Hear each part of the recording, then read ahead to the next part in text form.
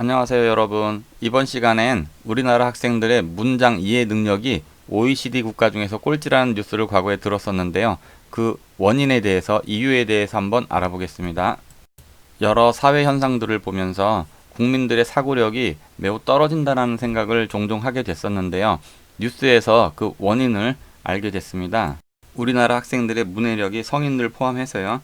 동구, 슬로베니아, 헝가리, 폴란드, 남미의 칠레만도 못한 수준이라는 것이 통계적으로 드러났는데요.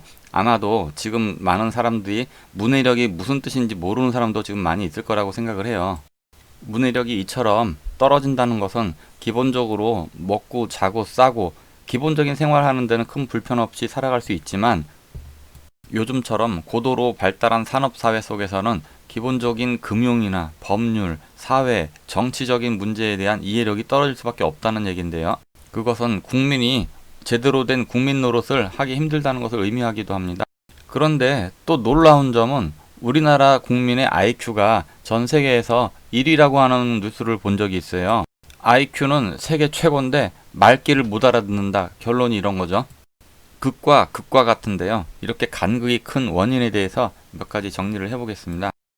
첫째로는 예전에 우리나라 뜻글자죠. 한자. 우리 한자를 중국 글자라 그래가지고서 쓰지 말자. 그래서 없애버렸어요. 좌파학자들의 요구에 의해서요. 우리나라는 문자를 세계에서 유일하게 뜻글자와 소리글자 두 가지 체계를 가지고 있죠. 간편하게 쓰기 쉽게 쓸 때는 소리글자인 한글을 쓰고, 의미 전달을 잘 해야 될 때는 뜻글자인 한자를 써야 됩니다. 깊은 의미를 담고 있는 각종 전문 용어는 전부 한자죠. 학교도 한자, 병원도 한자, 이비인후과도 한자, 태극기도 한자, 대통령도 한자, 자기의 이름도 다 한자예요, 심지어는. 그런데 이 한자를 쓰지 말자 그래서 덩덕쿵, 그래 쓰지 말자 해서 안 쓰게 돼버렸죠. 그러니 결론적으로 전문 용어는 전부 다 한자인데 한자를 안 쓰니 전문 용어는 알 수가 없고, 자신의 이름도 전부 다 한자인데 한자를 모르니 자기 정체성도 다 잃어버리게 됐죠. 그래서 문해력이 떨어질 수밖에 없는 결과가 나오는 거라고 볼 수 있죠. 전 국민 자폭운동이었어요. 두 번째로 꼽는 것은, 이것은 어떻게 보면 좀 사소한 문제일 수도 있는데 어떤 거냐면 아파트 설계 문제점입니다. 아파트 설계에 기본적으로 요즘에는 붙박이장이 들어가죠. 그러면 붙박이장에는 옷장만 들어가게 됩니다. 대부분. 그래서 책장은 대부분 버려지게 되죠.